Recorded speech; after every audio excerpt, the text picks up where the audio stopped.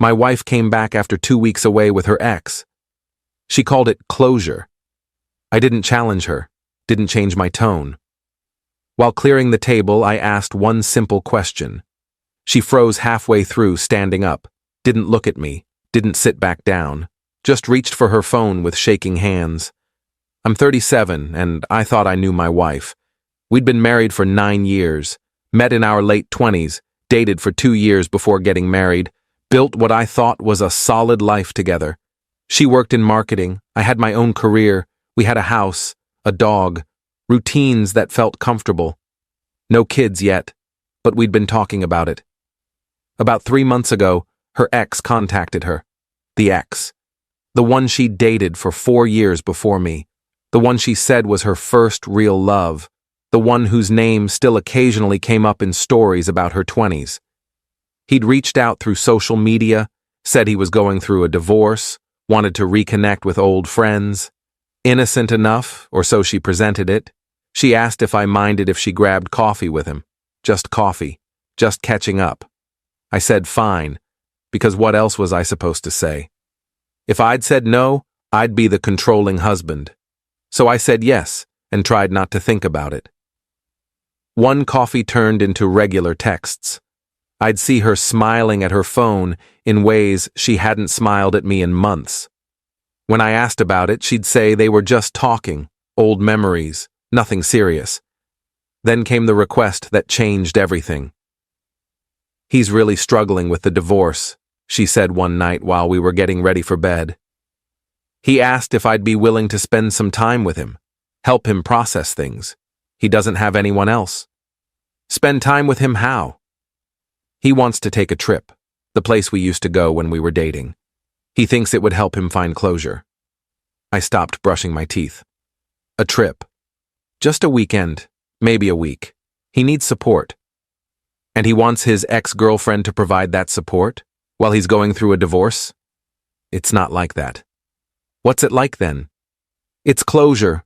For both of us, we never really ended things properly. It just fizzled out. He thinks if we can revisit that place, have some real conversations, we can both move forward. You want to take a week-long trip with your ex-boyfriend to get closure. When you say it like that, it sounds bad. How else should I say it? She sat on the edge of the bed. I need this. I didn't realize how much unresolved stuff I still had with him until we started talking again. It's affecting us, our marriage. I can feel it. Our marriage was fine until he showed up. Was it? Be honest. That stopped me, because she was right in a way. Things had been fine, comfortable, maybe too comfortable. Maybe we'd been coasting, but I didn't think the solution was her running off with an ex-boyfriend. How long? I asked. 2 weeks. 2 weeks? He wants to really work through things, not rush it. And you agreed to this? I told him I needed to talk to you first. But yes, I want to go. I need to go. I think it will help us. Help me figure out what I really want. That last sentence hung in the air like poison. What you really want? You're not sure anymore? I'm saying I have things to work through, and I can't do that while I'm here, living our normal life. I need space to think. We argued for another hour. I said it was insane. She said I was being insecure. I said she was asking permission to have an emotional affair. She said I was making it into something it wasn't. Round and round until I was exhausted. In the end, I didn't explicitly say yes. But I didn't say no either. I just went silent, and she took that as permission. She left 3 days later, packed a suitcase, kissed me on the cheek like she was leaving for a work conference, and drove away. Update 1. The first week was hell. She texted sporadically, made it safely. Weather is nice. Having good conversations. Nothing substantial. Nothing that told me what was actually happening. I tried to keep busy, went to work, came home, walked the dog, watched shows I didn't care about. Friends asked where she was. I said she was visiting family. I wasn't about to admit my wife was on a 2-week romantic getaway with her ex under the guise of closure. By day 10, the texts stopped completely. Nothing for 3 days. I called twice. Both went to voicemail. I texted asking if she was okay. No response. On day 13, I got a single message. Coming home tomorrow. We should talk. She walked in the door at 6:30 on a Tuesday evening, tanned, relaxed, looking more at peace than I'd seen her in years. She hugged me, and I stood there with my arms at my sides, not sure what to do. How was it? I asked. Good, really good. I'm glad I went. Did you get your closure? I think so. Yeah. She didn't elaborate. Just started unpacking her suitcase, hanging clothes back in the closet like nothing had happened. Like she'd been gone for a normal trip and not 2 weeks with an ex-boyfriend I'd been imagining her with every single night. Are we going to talk about it? I asked. Let me settle in first. I'm exhausted. She showered, changed into comfortable clothes, came downstairs. I'd made dinner, nothing fancy, just pasta, and we sat across from each other at the kitchen table. So, I said. So, tell me about the trip. It was what I needed. We talked a lot, worked through old feelings. I understand now why things ended with us, why they had to end. And I have clarity now about what I want. My stomach dropped, which is, I want to make our marriage work. I know that now. Being with him made me realize what I have with you. I should have felt relieved. Instead, I felt suspicious. Being with him. Spending time with him, talking with him, you know what I mean. Do I? She reached across the table for my hand. I moved it to pick up my water glass. Her hand hung in the air for a second before she pulled it back. I know this is weird. I know it's not conventional, but I'm being honest with you. I needed to do this to know for sure, and now I know. I want us.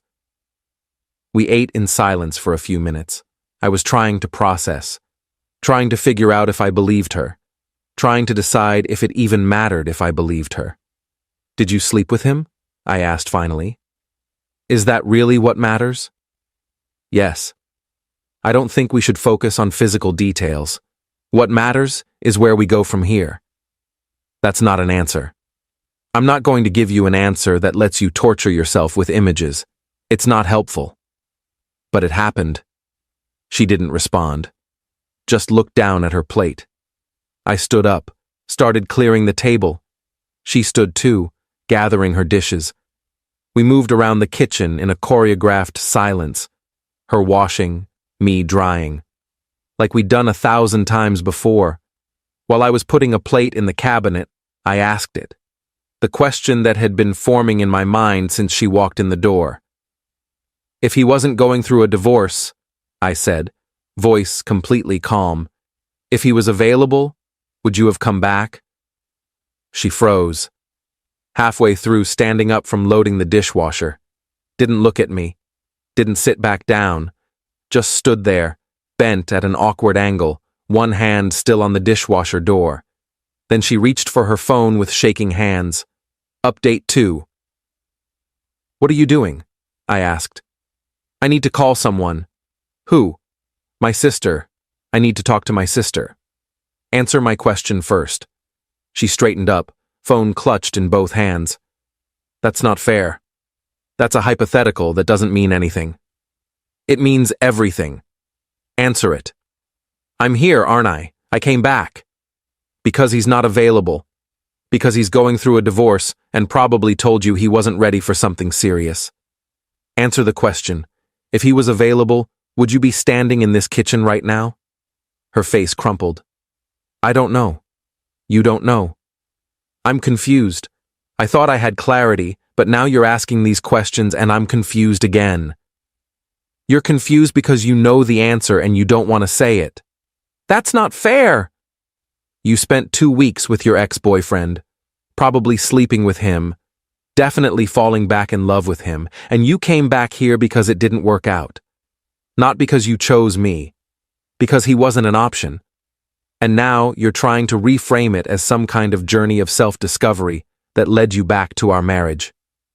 You're twisting everything. Am I? Tell me I'm wrong. Tell me he said he wanted to be with you, and you said no because you're married. Tell me that happened." She couldn't.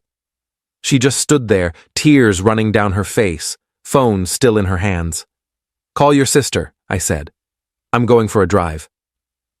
I grabbed my keys and left, drove around for 2 hours with no destination. My phone rang 6 times. I didn't answer. When I finally came back, it was almost midnight. Her sister's car was in the driveway. I went to a hotel. Update 3, I stayed at that hotel for 3 days. She texted constantly, called, begged me to come home so we could talk. Her sister texted too, saying I was being unreasonable, that I needed to at least hear her out. On day 3, I went back to the house while she was at work, packed a bag with enough clothes for a week, left my wedding ring on the kitchen counter. That got her attention. She came home early, found me loading the last of my things into my car. "What are you doing?" "Leaving." "You can't just leave." "Watch me. We need to talk about this." "There's nothing to talk about. You made your choice. You're just upset it didn't work out the way you wanted." "That's not true." "Then tell me what is true. Tell me exactly what happened on that trip." She looked at me, mouth opening and closing, trying to find words that would make this okay. There weren't any. "We were together," she said finally. "Not the whole time. But yes, we were together. And I thought maybe we could try again. But he said he wasn't ready. He said he needed time to process his divorce, to figure out what he wanted. He said maybe in a year, if we were both still available." "He benched you." "What?" "He benched you. Put you on hold. And you came back here because you couldn't just sit around waiting for him." "No! I came back because I realized this is where I belong." "You realized that after he rejected you. Not before. Not during. After." She started sobbing. "I made a mistake. I know I did. But I'm here now, trying to fix it, and you won't even give me a chance." "A chance? You want me to give you a chance? You took 2 weeks to give him a chance. 2 weeks of my life where I sat here wondering if my wife was falling back in love with someone else. And I was right. She was. The only reason you're standing here is because he said no. And you want me to just accept that and move on? I love you." "No. You love the safety of this. You love having someone who will be here when your romantic adventures don't work out. But you don't love me, not the way a wife should love a husband." I got in my car. She grabbed the door, trying to keep me from closing it. "Please don't do this. Please. We can go to counseling. We can work through this." "Let go of the door." "I won't. I won't let you leave like this." "You let yourself leave for 2 weeks. I can leave for however long I want." I pulled the door closed, started the engine. She stood in the driveway crying as I drove away. Update 4. I stayed with a friend for a week. My phone never stopped. Her texts evolved from apologetic to angry to desperate. Her sister called, her mother called, even her father called, telling me I was throwing away a good marriage over a mistake. A mistake. Like she'd forgotten to pick up milk, not had a 2-week affair with her ex. On day 8, I finally called a lawyer, just to understand my options. The lawyer was straightforward. It would be messy, but doable. We'd been married 9 years, had joint assets, a house. It would take time, but it could be done. I didn't file immediately. I just sat with the information, tried to figure out what I actually wanted. Did I want to divorce her? Part of me did. The part that felt betrayed, humiliated, replaced. But another part, the part that remembered 9 years of mostly good times, that part hesitated. On day 12, she showed up at my friend's place. I don't know how she found me, but she did. "We need to talk," she said when I opened the door. "I don't think we do." "Please, just give me 30 minutes. That's all I'm asking." Against my better judgment, I let her in. We sat in my friend's living room. He'd made himself scarce, and she talked. Told me everything. How the trip started innocent. Really was just talking at first. But then old feelings came back. The familiarity, the history, the nostalgia. They slept together on night 4, spent the next week acting like a couple again. On the last night, she'd asked him what this meant, if they were getting back together. He'd said he wasn't ready, needed time, maybe someday. She'd spent the entire drive home trying to figure out what to do. Came to the conclusion that she'd made a massive mistake, that what she had with me was real and lasting, and what she had with him was just nostalgia. "I don't believe you," I said when she finished. "I'm telling the truth. I believe you're telling the truth about what happened. I don't believe you about your feelings. I think you're here because Plan A didn't work out and I'm Plan B, and I'm not interested in being anyone's backup plan." "You're not my backup plan." "Then what am I? Because from where I'm sitting, you left your husband to see if you could rekindle things with an ex. It didn't work out. Now you're back, trying to salvage what you threw away. That's literally the definition of a backup plan. I love you. I know I hurt you. I know I betrayed your trust. But I do love you. And I want to fix this." "How? How do you fix this? How do I ever trust you again? How do I not wonder every time you text someone or take a work trip or say you need space if you're going back to him? We can go to counseling. Counseling is for people who want to save something worth saving. I'm not sure this is anymore." She left an hour later. I'd promised to think about it, to consider counseling. But honestly, I'd already made up my mind. Final update, I filed for divorce 2 weeks later. She didn't contest it. Didn't fight me on anything. We split assets fairly, sold the house, divided everything down the middle. The divorce was finalized 4 months after she took that trip. 9 years of marriage ended because she couldn't let go of an ex-boyfriend. I found out later, through mutual friends, that she and the ex did get back together, about 5 months after our divorce. Apparently, he'd processed his divorce and was ready to try again. They lasted 6 months before breaking up again. Something about old patterns repeating, neither of them being willing to change. She tried to reach out to me after that breakup. Long message about how she'd ruined the best thing in her life, how she understood now what she'd lost, how she'd spent the past year learning hard lessons about herself. I didn't respond.